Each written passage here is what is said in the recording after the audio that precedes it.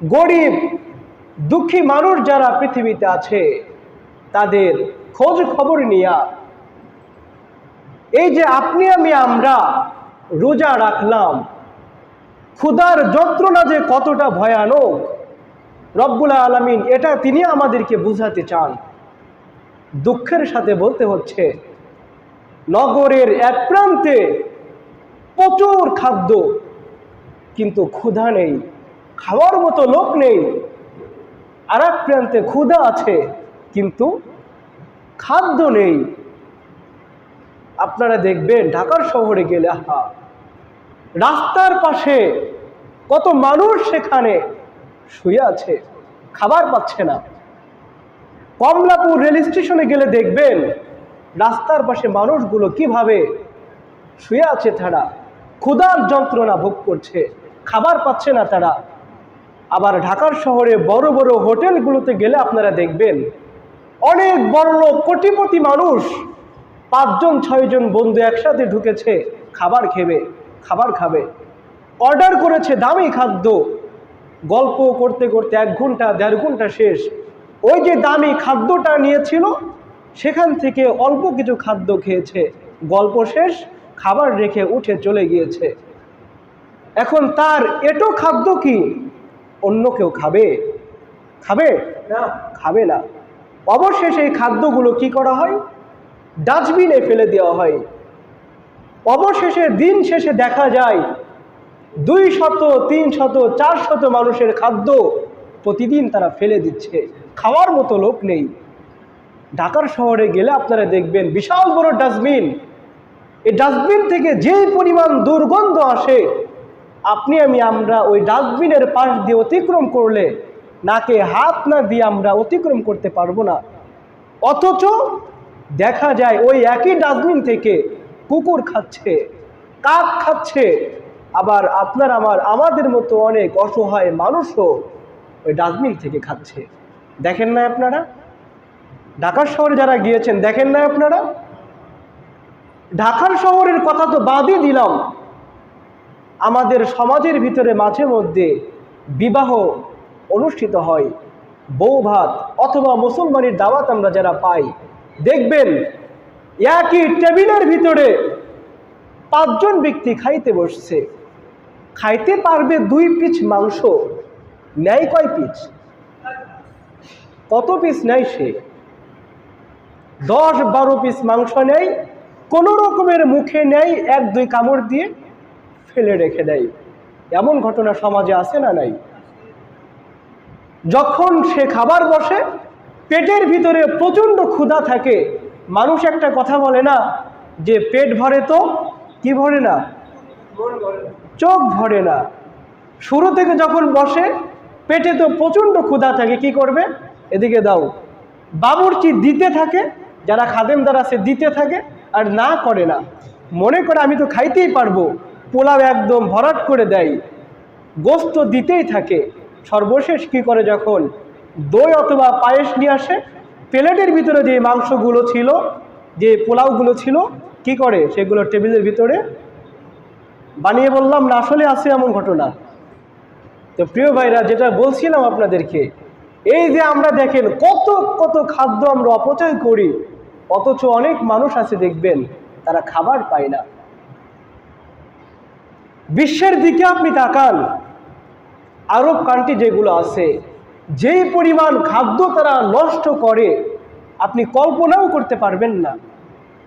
গতকালকে আমি এই নিউজটা নিয়ে একটু ঘাটাঘাটি করলাম, আমাদের বাংলাদেশের তথ্যটাই দেখলাম। যেই পরিমাণ খাদ্য বাংলাদেশের মানুষ 1 বছরে নষ্ট করে, যদি ওই খাদ্যটা আপনি জন প্রতি হিসেব করেন, তাহলে একজন ব্যক্তি প্রত্যেকটা বছরে 82 কেজি খাদ্য সে নষ্ট করে। কত কেজি? 82 কেজি। চিন্তা করতে পারেন আপনি এটা?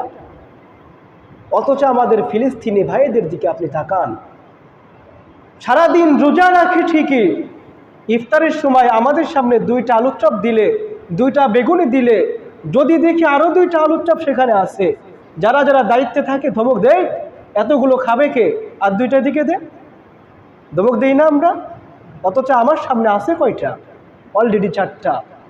তো এতগুলো পেয়েও আমাদের দেখে মন ভরে না, আমরা আরো চাই।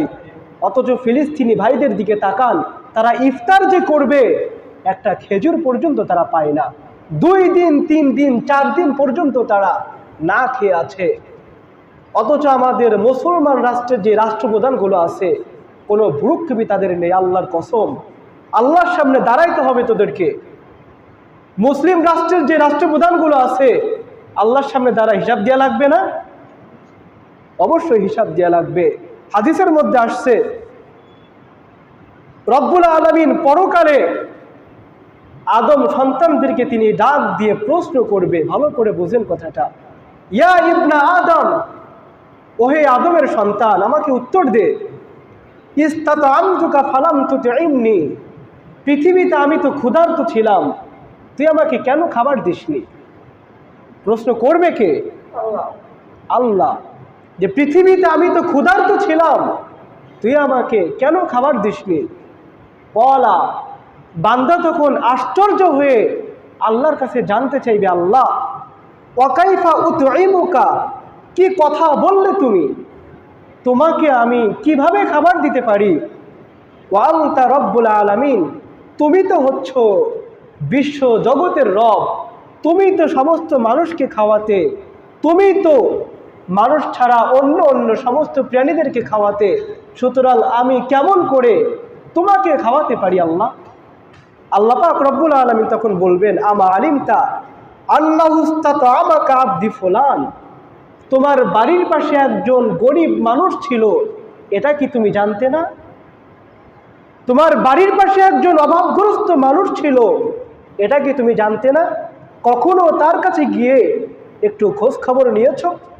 তুমি যদি তাকে খাওয়াতে, তাহলে মূলত তুমি আমি আল্লাহকেই খাওয়াতে। প্রিয় ভাইয়েরা, আল্লাহ পাক তখন বলবে, যেহেতু তুমি আমাকে খাদ্য দাওনি, আজকে আমিও তোমাকে খাদ্য দিব না, সুতরাং তোমার স্থান হচ্ছে জাহান্নাম। কোথায়? কোন জাহান্নামে যাবে সে? আল্লাহ পাক রব্বুল আলামিন মানুষ এবং জিনদেরকে শাস্তি দেওয়ার জন্য বলেন তো জাহান্নাম বানিয়ে রেখেছেন কয়টা? 7টা। একসাথে বলেন, কয়টা? 7টা জাহান্নাম। এই 7টা জাহান্নামের মধ্য থেকে একটা স্পেশাল জাহান্নাম থাকবে। এই জাহান্নামে আল্লাহ পাক সব ধরনের মানুষকে তিনি দিবেন না, কেবলমাত্র যে মানুষগুলো অভাবগ্রস্ত ব্যক্তিদের খোঁজ খবর নেয় নাই, কেবলমাত্র এই ব্যক্তিদেরকে তিনি ওই জাহান্নামের মধ্যে নিক্ষেপ করবে। জাহান্নামের নাম হচ্ছে সাকর। কি নাম? সাকর। কথা মোল্লার না, কথা কার? আল্লাহ। আল্লাহ পাক রব্বুল আলামিন বলেন, ইয়াতাসাআলুনা আনিল মুজরিমিনা মা সালাকাকুম ফি সাকর। আল্লাহ পাক রব্বুল আলামিন কোরআনের মধ্যে বলছেন, পরকালে এমন কিছু মানুষ থাকবে যে মানুষদেরকে যখন সাকর নামক জাহান্নামের মধ্যে নিক্ষেপ করে দেওয়া হবে, জাহান্নামের মধ্যে নিক্ষেপ করে দেওয়ার পরে জানতে চাওয়া হবে, আজকে তোরা যে এমন ভয়ানক জাহান্নামের মধ্যে আসলি, কারণটা কি? তখন তারা বলবে, কারণ তো অনেক ছিল, অসংখ্য কারণগুলির মধ্য থেকে একটা কারণ হচ্ছে ওয়ালাম নাকু নুতঈমুল মিসকিন। সমাজের ভিতরে এমন অনেক অভাবগ্রস্ত মানুষ ছিল, আমরা জানতাম, জানা সত্ত্বেও আমরা তাদের খোঁজ খবর নিতাম না। এর জন্য প্রিয় ভাইয়ের, রমাদান মাস থেকে আল্লাহ পাক আমাদেরকে 2 নম্বরে শিক্ষা দিতে চান যে তোমরা তো মাত্র একটা মাস না খেয়ে কষ্ট করলে, পৃথিবীতে এমন হাজারো মানুষ আছে যে মানুষগুলো একটা মাস না, তারা 12টা মাস না খেয়ে কষ্ট করে, তোমরা যেন তাদের খোঁজ খবর নাও। আল্লাহ আমাদের প্রত্যেককে অভাবগ্রস্ত দুঃখী মানুষদের পাশে দাঁড়ানোর তৌফিক দান করেন। আমরা সকলেই পড়ি আমিন।